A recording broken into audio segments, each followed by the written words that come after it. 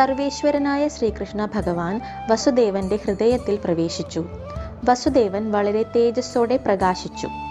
അനന്തരം ഭഗവാൻ ദേവകിയിൽ പ്രവേശിച്ചപ്പോൾ ദേവകി ലക്ഷ്മി ദേവിയെ പോലെ ശോഭിച്ചു. ദേവകിയുടെ പ്രസന്നത കണ്ട കംസൻ ഭയന്നു വിറച്ചുകൊണ്ട് പറഞ്ഞു, തൻ്റെ അന്തകൻ വന്നിരിക്കുന്നു എന്ന്.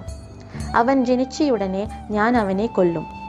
ഇങ്ങനെ പറഞ്ഞുകൊണ്ട് കംസൻ തൻ്റെ മുൻകാല ശത്രുവായ ഭഗവാൻ ഹരിയെ ഭയത്താൽ ഓർത്തു. അപ്പോൾ ബ്രഹ്മാവിനാൽ നയിക്കപ്പെട്ട ദേവന്മാരും മഹർഷിമാരും ദേവകിയുടെ ഉദരത്തിലുള്ള ഭഗവാന്റെ മുൻപിൽ വണങ്ങി നിരവധി പ്രാർത്ഥനകൾ നടത്തി. ശേഷം ഭഗവാൻ ഹരിയെ വണങ്ങി സ്തുതിച്ചുകൊണ്ട് ബ്രഹ്മാവിൻ്റെ നേതൃത്വത്തിലുള്ള ദേവന്മാർ മുനിമാരോടൊപ്പം സ്വന്തം വാസസ്ഥലങ്ങളിലേക്ക് പോയി. ആകാശത്തിലെ നക്ഷത്രങ്ങൾ തിളങ്ങി. ഭൂമി സന്തുഷ്ടമായിരുന്നു.